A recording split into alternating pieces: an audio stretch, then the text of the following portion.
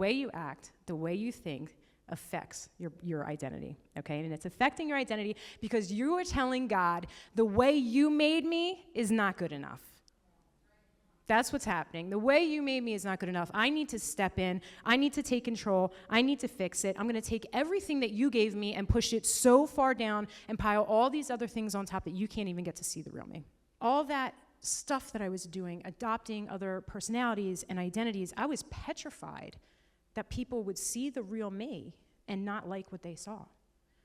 Because through that timeline, I realized that people had seen the real me at certain times, and it didn't go well. It didn't end up well for me.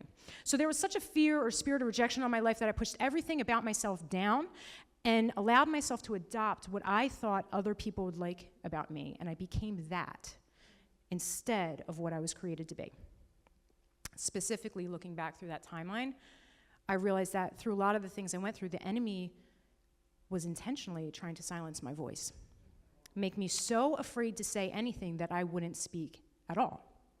Afraid to speak, afraid to be different, afraid to voice my opinion, okay? And knowing what I know now, that was 100% a direct and calculated attack on my life, starting at a very young age. Because if he started when I was that young, feeding me those lies that no one wants to hear you, no one cares what you had to say, and if he's trying to silence me for years, silence my voice, get me to be something that I'm so afraid, he knows that if I get the revelation of who I actually am and whose I actually am, then I would not be able to do exactly what he's called me to do.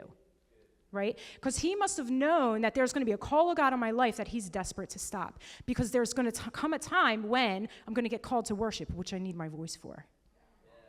There's going to be a time that I need to step into a speaking role. And if I am not in alignment with my true identity, then he can get me off assignment.